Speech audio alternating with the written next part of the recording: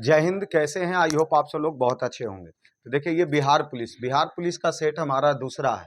अर्थात हमने पहला वीडियो बिहार पुलिस का 1 से लेकर 25 प्रश्न तक दिए थे, जो कि 45 मार्क्स तक कंप्लीट कराने का मतलब एकदम प्रयास हमारा रहेगा वीडियो के माध्यम से। तो चलिए, आप लोग जुड़ जाइए जल्दी से वीडियो से, ठीक है। तो देखिए, इसमें 26 नंबर प्रश्न, और हम 26 नंबर प्रश्न देखते हैं। 26 से आगे बढ़ते हैं। ये हमारा पहला सेट का ही हमने 1 से 50 प्रश्न लिए थे।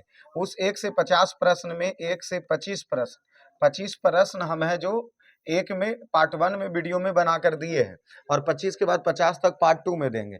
अर्थात जब तक एक अच्छे परिवार के साथ नहीं जुड़ते हैं, एक अच्छे परिवार के साथ नहीं जुड़ जाते हैं, अर्थात इसका मेंबर ज़्यादा नहीं बढ़ जाता है, इस हमारे परिवार का सदस्य ज़्यादा नहीं होता है, तब तक परिवार का सदस्य ज़्यादा नहीं होता है, तब तक 1 से लेकर 25 प्रश्न ही दिया जाएगा, ठीक है। जैसे ही हमारा मेंबरशिप बढ़ेगा, तो ये जो सेट है 1 से लेकर के 50 तक कर दिए जाएंगे, ठीक है। ये हमारी स्टेमिना शुरू का रखा गया है, ठीक है। उसके बाद चलिए आगे बढ़ते हैं। तो आगे बढ़ते हैं, प्रश्न पे आते हैं। और प्रश्न हमारा क्या कह रहा है? देखिए, प्रश्न कह रहा है 26 नंबर, दक्षिण एशिया का सबसे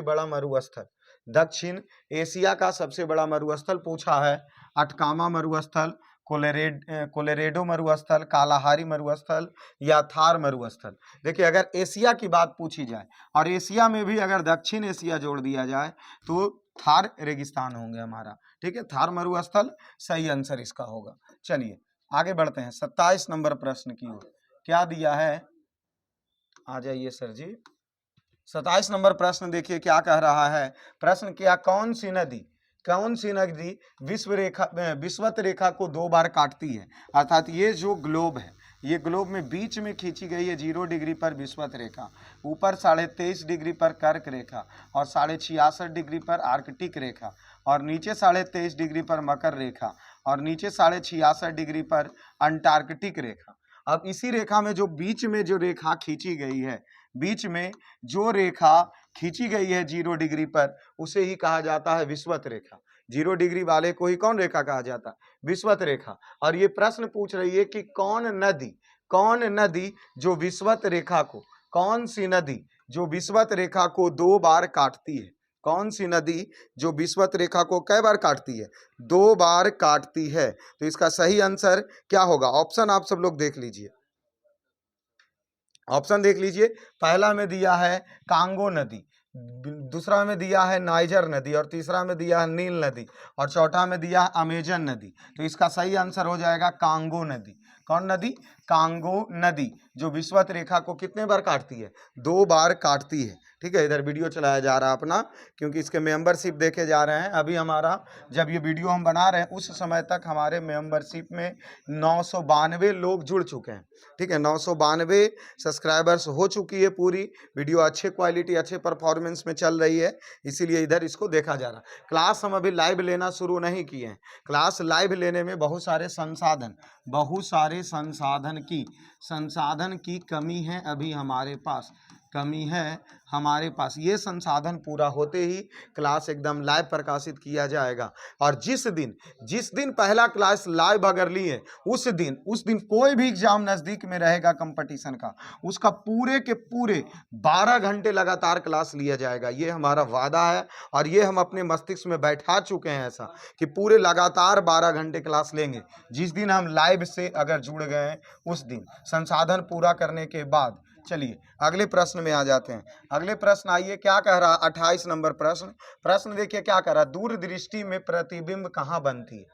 जब आंख पर, जैसे ये देख लीजिए, मानव नेत्र को अगर बनाने की बात करें, तो यहाँ का भाग को ऐसे बना लेते हैं, और यहाँ इसका लेंस बन जाता है। तो यहाँ कोई अगर वस्तु रखा हुआ, ठीक है, तो वस्तु जब अगर मान लेते हैं ये रखा हुआ है, तो इसका प्रतिबिंब जो यहाँ रेटिना होती है, इसका प्रतिबिंब कहाँ बनता है? प्रश्न ये पूछ रहा, कौन सी दृष्टि दोष में?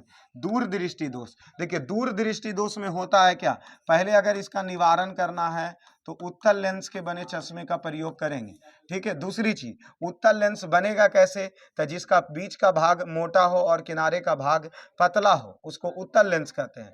दूरदृष्टि दोष में, दूरदृष्टि दोष में दूर की वस्तु साफ दिखेगा, दूर की वस्तु साफ दिखेगी और नजदीक की वस्तु, नजदीक की वस्तु स्पष्ट नहीं दिखेगी, नजदीक की वस्तु स्पष्ट नहीं दिखेगी। उसी को हम सब कहते हैं दूरदृष्टि दोष। ठीक है। अब बारी आती है कि दूरदृष्टि दोष में होता क्या है, प्रतिबिंब जो बनता है, दूरदृष्टि दोष में प्रतिबिंब बनता है वो रेटिना पर बनता है, रेटिना के आगे बनता है या जोड़े के पीछे बनता है या अनंत बिंदु पर बनता है। इसमें ये प्रश्न पूछी जा रही है, कौन से प्रश्न पूछा हुआ है, निकट, कौन से, दूरदृष्टि दोष, दूरदृष्टि दोष का जो प्रतिबिंब बनता है वो कहाँ बनता है, तो यहाँ रेटिना दे दीजिए, इसको जोड़े मत दे करके ऑप्शन सी को देना है, ऑप्शन सी में देना है रेटिना, रेटिना के पीछे, रेटिना के पीछे, यहाँ गलत टाइप हुआ और आंसर भी सी ही होगा। क्यों, क्योंकि जब कोई वस्तु दूरदृष्टि दोष वाले में जब निकट की कोई वस्तु होती है तो उसका प्रतिबिंब रेटिना पर नहीं बन के, उसका प्रतिबिंब रेटिना पर नहीं बन के रेटिना के पीछे बनता है। ठीक है, रेटिना के पीछे बनता। और जब हम उत्तल लेंस के चश्मे का प्रयोग करते हैं तो ये जो प्रतिबिंब रेटिना के पीछे बन रहा था वो आकर के रेटिना पर बनती है और रेटिना पर का प्रतिबिंब, रेटिना पर का प्रतिबिंब वास्तविक उल्टा और वस्तु से छोटा होता है, वास्तविक उल्टा और वस्तु से छोटा प्रतिबिंब बनता है। कहाँ पे, रेटिना पर प्रतिबिंब बनता है। तो इसका आंसर सब आप लोग समझ चुके होंगे, रेटिना के पीछे। चलिए आगे चलते हैं। 29 नंबर प्रश्न क्या पूछ रहा, पानी से भरी डांट लगी बोतल, मतलब ढक्कन लगी बोतल, एक बोतल है, एक क्या है, एक बोतल है और इस बोतल में पानी से ढक्कन एकदम इसमें पानी भरा हुआ है। ये प्रश्न पूछ रहा, बोतल जब पानी जम जाता है, बोतल जमने पर टूट जाएगा, क्यों। प्रश्न ये हम एलपी वाले में हीट पॉइंट्स में इस पर अच्छे तरीके से जिक्र किया है। एलपी का भी सेट हमारा दिया जा रहा है। ठीक है, एलपी में लगभग 170 क्वेश्चन हम सब हीट से प्रॉपर कर चुके हैं लगातार 16 पार्ट वीडियो में। ठीक है ना। तो चलिए इधर आते हैं, क्या बोतल में क्या हो गया, पानी जम गया तो यह बोतल फट जाता है, ये पूछ रहा है। ठीक है ना। तो इसका कारण क्या है, तो दे रहा ऑप्शन क्या कि जमने पर बोतल सिकुड़ रहती है। देखिए बोतल नहीं सिकुड़ता और फैलता, जमने पर जल का आयतन घट जाता, ये गलत बात है। जमने पर जल का आयतन बढ़ जाता, ये एक सही बात है। क्यों, क्योंकि जो बोतल में हमने पानी रखा था वो पानी जब जमा तो उसका आयतन बढ़ गया और आयतन बढ़ने की वजह से बोतल फट जाएगी, बोतल फट जाएगी। तो इसीलिए आंसर इसका सी सही होगा। इसी में एक प्रश्न और पूछता है कि जब शहरों में या कहीं भी पाइपलाइन के माध्यम से जो पानी जाती है वो पाइपलाइन भी पानी के जमने की वजह से फट जाता है। रीजन यही बनता कि उस पाइप में भी पानी अगर जमा तो पानी की तुलना में बर्फ का आयतन बढ़ जाता है और आयतन बढ़ जाने के कारण उसका जो बोतल है या जो पानी जो पाइप है वो फट जाएगी। तो ऑप्शन इसका सी सही होगा। चलिए आगे बढ़ते। 30 नंबर प्रश्न पूछा क्या जा रहा, मनुष्य के खोपड़ी में, क्या प्रश्न पूछा जा रहा, 30 नंबर प्रश्न कि मनुष्य के खोपड़ी में कितनी हड्डी होती है।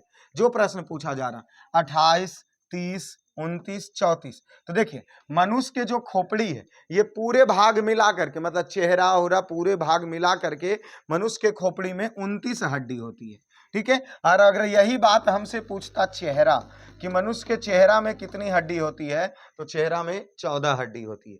ठीक है। तो चलिए ये हमारा सी ऑप्शन हो गया। चलिए आगे बढ़ते हैं अगले प्रश्न की ओर। क्या प्रश्न दिया गया है, 30 में 2 प्रश्न दे दिया गया। 30 में कौन सा प्रश्न दिया, 2 प्रश्न।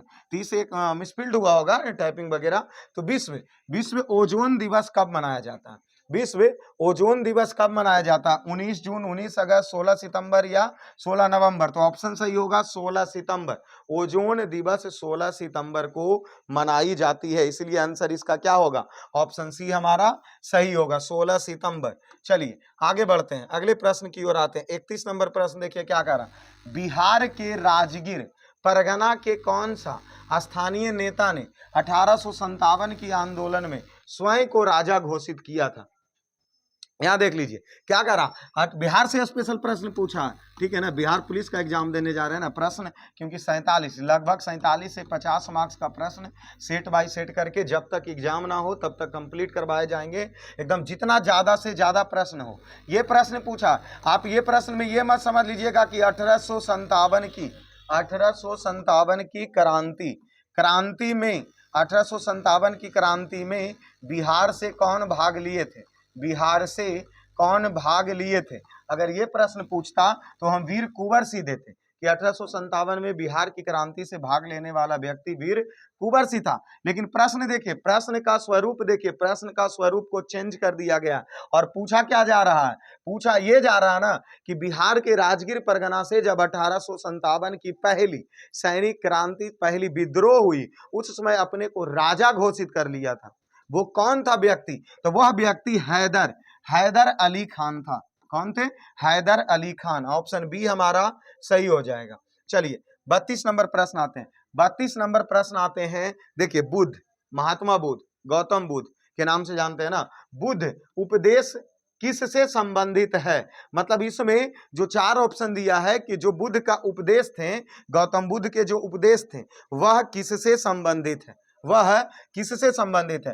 पहला प्रश्न बोलता ईश्वर की सत्ता में विश्वास। तो देखिए गौतम बुद्ध कभी भगवान पे विश्वास नहीं करते थे, इसलिए ईश्वर में उनका विश्वास नहीं था, तो ये गलत बात हो जाएगा।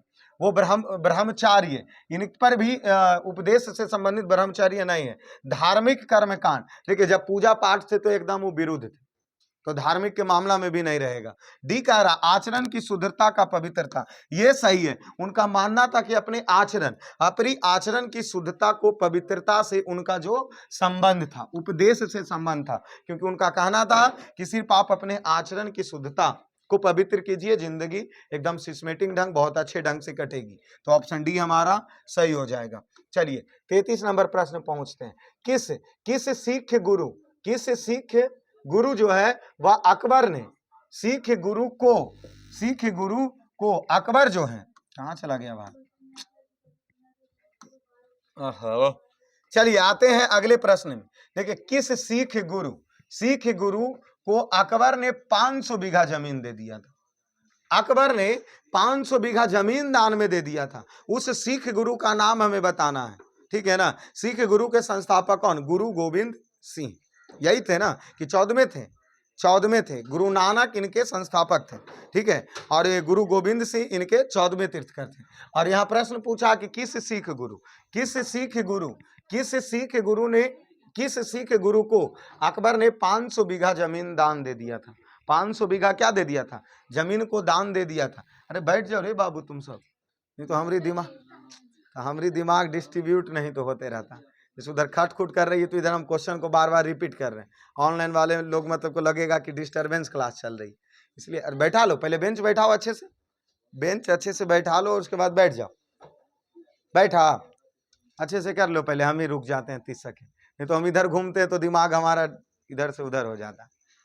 नहीं बैठा, चलिए चलिए आते हैं। तो देखिए प्रश्न क्या पूछा, सिख गुरु ने, अकबर ने 500 बीघा जमीन दान दे दिया था, तो गुरु रामदास जो सिख धर्म के थे, उनके तीर्थक थे, उनको है जो अकबर ने 500 बीघा क्या दे दिया था? जमीन दान में दे दिया था। 34 नंबर प्रश्न आते हैं। किस क्षेत्र में चावल उत्पादन की प्राचीनतम साक्ष्य मिलता है? ये हिस्ट्री का प्रश्न है।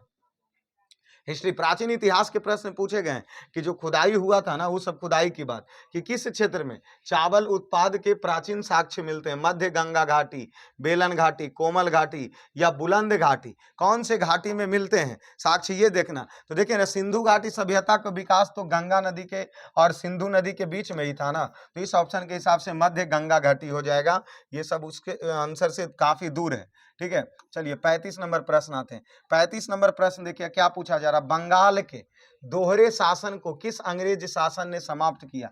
जो दोहरे शासन व्यवस्था लागू की गई थी बंगाल में वारेन हेस्टिंग्स के द्वारा, वह किसके द्वारा समाप्त कर दिया गया। Robert Clive, Warren Hastings, Lord Canning या लॉर्ड विलेजले। ये हमारा आधुनिक हिस्ट्री का प्रश्न है, ठीक है ना। तो देखिए बंगाल में द्वैत शासन को समाप्त करने वाला वारेन हेस्टिंग्स ही था, और हम लागू करने वाले बोल दिए नहीं। तो वारेन हेस्टिंग्स ही हो जाएगा क्या, कि दोहरे शासन व्यवस्था को समाप्त करने वाला व्यक्ति कौन, तो वारेन हेस्टिंग्स। ठीक है, आगे बढ़ते हैं अगले प्रश्न की ओर। क्या कह रहा है, यूरोप की एक पर्वत श्रृंखला का नाम बताएं। जो देखिए ये जो पर्वत श्रृंखला दी गई है वो कहाँ रहना चाहिए, यूरोप में रहना चाहिए। पहला ऑप्शन क्या दिया, अल्पस पर्वत, पहला ऑप्शन क्या दिया है, अल्पस पर्वत। दूसरा दिया हिमालय, तीसरा दिया एंडीज, और चौथा दिया रॉकी। तो यूरोप की पर्वत श्रृंखला का नाम क्या हो जाएगा, अल्पस हिमालय, सॉरी अल्पस पर्वत। और हिमालय तो ये हो गया एशिया में आ जाते हैं, ठीक है। और हिमालय की सबसे ऊंची चोटी माउंट एवरेस्ट 8,848 मीटर, ठीक है ना। चलिए 37 नंबर प्रश्न देखिए क्या करा, सूर्योदय क्या दिया, सर्वोदय। सर्वोदय शब्द का प्रयोग सर्वप्रथम किसने किया था, महात्मा गांधी। ऑप्शन क्या दिया, सर्वोदय शब्द का सर्वप्रथम उदय किसने किया था। Option A Mahatma Gandhi, B में पंडित जवाहरलाल नेहरू, सी में आचार्य विनोबा भावे, और डी में दिया जयप्रकाश नारायण। तो इसका सही आंसर क्या हो जाएगा, सही आंसर महात्मा गांधी। कौन दिए थे, सर्वप्रथम किसने दिया था, सर्वोदय शब्द का प्रयोग सबसे पहले गांधी जी के द्वारा किया गया था। इसीलिए 37 का क्या हो जाएगा, ए हो जाएगा। 38 नंबर प्रश्न देखिए, 38 नंबर प्रश्न क्या कह रहा, 38 नंबर प्रश्न को देखिए क्या कह रहा। चलिए 38 नंबर प्रश्न को देख लीजिए। 38 नंबर प्रश्न क्या कह रहा, 38 नंबर कह रहा कि वह कौन थे, वह कौन थे, वह कौन थे जिन्होंने अनुशीलन समिति की स्थापना की थी। तो पी मित्रा, वीरेंद्र घोष, बीडी सावरकर या नरेंद्र गोसाई। तो वह थे अनुशीलन समिति पी मित्रा, ठीक है। 39 नंबर प्रश्न की ओर चलते हैं। क्या दिया, हिंदी का पहला समाचार पत्र उर्दंत मार्तंड कहाँ से प्रकाशित हुआ था, कोलकाता से, पटना से, इलाहाबाद से, लखनऊ से। तो उर्दंत मार्तंड है जो पहले हिंदी पत्रिका है, और यह प्रकाशित हुआ था कोलकाता से। चलिए 40 नंबर प्रश्न चलते हैं। क्या दिया गया, मुगल काल में किस जिले को, मुगल काल में क्या पूछा जा रहा, मुगल काल में किस जिले को सिराज ए हिंद के नाम से जाना गया। ये उत्तर प्रदेश के राज्य हैं, जल्दी से सोचिए कि मुगल काल में किस जिले को सिराज ए हिंद के नाम से जाना गया, आगरा, प्रयागराज, लखनऊ, जौनपुर। तो सही आंसर जौनपुर हो जाएगा, क्योंकि जौनपुर को जाना जाता था सिराज ए हिंद के नाम से। चलिए अभी 50 तक पहुंचना। 41 नंबर प्रश्न देखिए, फ्यूज है जो वह किस सिद्धांत पर आधारित है। तो देखिए फ्यूज पहले बना किससे है, तो सीटी। तो सी से सीसा क्या हो गया, सीसा हो गया, और टी से टीन हो गया। सीसा और टीन के मिश्र धातु से बना हुआ है फ्यूज। और फ्यूज है जो किस सिद्धांत पर कार्य करता है। ऑप्शन ए का कहना है क्या, विद्युत का रासायनिक प्रभाव। तो क्या आपको लगता है कि फ्यूज में रासायनिक होगा और बैटरी में रासायनिक न होगा, जी ये ऐसे ही गलत है। विद्युत के यांत्रिक प्रभाव कुछ नहीं है उसमें, यांत्रिक ऊर्जा और गतिज ऊर्जा कहाँ सोचना। विद्युत के ऊष्मीय प्रभाव, क्योंकि जो मीटर का जो भी फ्यूज लगाया जाता है वह विद्युत के ऊष्मीय प्रभाव पर कार्य करते हैं, चुंबकीय प्रभाव पर भी नहीं। तो ऑप्शन सी हमारा क्या हो जाएगा, सही हो जाएगा। 42 नंबर प्रश्न की ओर चलते हैं। क्या दिया, बादल और वायुमंडल का तैरना किस कारण है। मतलब बादल जो वायुमंडल में तैरते रहता है ना, वो इस ऑप्शन के हिसाब से किस पर आधारित है, ताप पर, दाब पर, समुद्री दूरी पर, या श्यानता पर। तो आंसर सही हो जाएगा श्यानता, डी नंबर हमारा सही आंसर हो जाएगा। 43 नंबर प्रश्न आते हैं। क्या पूछा, दिल्ली सल्तनत में, दिल्ली सल्तनत 1100 ईस्वी के बाद जो खिलजी वंश, गुलाम वंश, तुगलक वंश, लोधी वंश, वही उसी को दिल्ली सल्तनत बोला जा रहा। दिल्ली सल्तनत में दीवान ए अर्ज विभाग की स्थापना किसने किया। कौन से विभाग बाबू, दीवान ए अर्ज विभाग, बलबन, इल्तुतमिश, अलाउद्दीन खिलजी, फिरोज शाह तुगलक। तो दीवान ए अर्ज की स्थापना बलबन के द्वारा किया गया था, इसलिए 43 का ए होगा। 44 नंबर प्रश्न की ओर चलते हैं। सिंधु घाटी की सभ्यता सबसे महत्वपूर्ण विशेषता क्या थी। अर्थात जो सिंधु घाटी 2500 ईसा पूर्व की जो सभ्यता थी, उस सभ्यता का सबसे महत्वपूर्ण विशेषता क्या थी? पक्की ईंट से बना इमारत। क्या थी? पक्की ईंट से बना इमारत। ऑप्शन ए का कहना है। बी का कहना है प्रथम असली गोदीवारा, या सी का कहना है पूजा स्थल, या डी का कहना है मंदिर का निर्माण। तो इसका हो जाएगा सही आंसर डी। सिंधु घाटी सभ्यता का सबसे महत्वपूर्ण विशेषता ये थी कि मंदिर का निर्माण का साक्ष्य मिलता है। चलिए 45 नंबर प्रश्न आते हैं। किस नदी का उद्गम स्थल भारत में नहीं है? किस नदी का उद्गम स्थल भारत में नहीं है? सतलज, रावी, चिनाब या ब्यास। तो सही आंसर हो जाएगा सतलज, क्योंकि सतलज नदी का उद्गम स्थल तिब्बत के क्षेत्रों से है। बाकी ये चारों नदियां हैं जो रावी, चिनाब, ब्यास, ये चारों नदी का उद्गम स्थल भारत से ही है। और उत्तर भारत में अगर एक और नदी की बात करें सिंधु, तो सिंधु नदी का भी उद्गम स्थल भारत में नहीं है। लेकिन इस ऑप्शन के हिसाब से यहाँ आंसर हो जाएंगे सतलज नदी, कि जिसका उद्गम स्थल तिब्बत के क्षेत्रों में है। तो ऑप्शन ए हमारा सही हो जाएगा। चलिए 46 नंबर प्रश्न पहुंचते हैं। 1947 के भारतीय राष्ट्रीय कांग्रेस के दिल्ली अधिवेशन की अध्यक्षता किसने किया था? जेबी कृपलानी, डॉक्टर राजेंद्र प्रसाद, अबुल कलाम आजाद या पंडित जवाहरलाल नेहरू। तो इसका सही आंसर हो जाएगा डॉक्टर राजेंद्र प्रसाद, क्योंकि 1947 में भारतीय राष्ट्रीय कांग्रेस के दिल्ली में जो अधिवेशन हुआ था उसका अध्यक्षता डॉक्टर राजेंद्र प्रसाद के द्वारा किया गया था। 47 नंबर प्रश्न, हाँ 2 मिनट और समय देना है, ठीक है 2 मिनट और, 47 पहुंच चुके हैं। महात्मा गांधी जी ने अपनी आत्मकथा मूल रूप से किस भाषा में लिखी थी? हिंदी, मराठी, गुजराती या अंग्रेजी। तो जब गुजरात के थे तो गुजराती भाषा में ही अपनी आत्मकथा लिखे थे। तो आंसर हमारा क्या हो जाएगा? 47 का सी हो जाएगा, ठीक है ना, 47 का सी। अब चलते हैं 48 की ओर। 48 नंबर प्रश्न देखिए क्या पूछ रहा है कि वायुमंडलीय दबाव को मापने के लिए किस यंत्र का इस्तेमाल किया जाता है? तो बैरोमीटर, वायुमंडलीय दाब बैरोमीटर का प्रयोग हम सब करते हैं। तो ऑप्शन बी हमारा सही हो जाएगा। 49 नंबर प्रश्न आते हैं, क्या दिया? प्रेस की स्वतंत्रता किस अनुच्छेद में दी गई है? प्रेस की स्वतंत्रता अनुच्छेद कितना में? क्योंकि प्रेस वगैरह में मीडिया के पास लाइट नहीं बंद की, उधर का बंद कर दो। प्रेस की मीडिया उडिया का बोलने का अधिकार अनुच्छेद 19, 20, 17, 21। तो प्रेस की स्वतंत्रता अनुच्छेद कितना? अनुच्छेद 19 में दिया गया है प्रेस की स्वतंत्रता निहित है। लास्ट प्रश्न हमारा, ये दूसरे वीडियो का लास्ट प्रश्न है। और लास्ट प्रश्न क्या दिया? स्वामी सहजानंद सरस्वती नेता का संबंध किस क्षेत्र से था? जनजाति लोग से, किसान लोग से, जमींदार लोग से या मजदूरों से? तो स्वामी सहजानंद सरस्वती बिहार के प्रश्न, बिहार स्पेशल में ये प्रश्न मिलेगा पढ़ने के लिए आपको। तो वह किसानों से संबंधित है, स्वामी सहजानंद सरस्वती। तो बिहार पुलिस का ये हमने सेट दूसरा कंप्लीट किया, ठीक है। बाकी तीसरे सेट में मिलेंगे तो वहाँ फिर से प्रश्न आपको 1 से ही देखने मिलेगा, और 1 से 25 तक फिर जाएंगे, और चौथे वीडियो में हम सब 25 से 50 तक जाएंगे, ठीक है। तो लगातार सेट दी जाएगी, आप सभी लोग एकदम अवश्य ही बने रहिए। तो तुम सब अब इसको रोकने का प्रयास करो। बाकी सभी लोगों के हमारे तरफ से धन्यवाद बने रहने के लिए।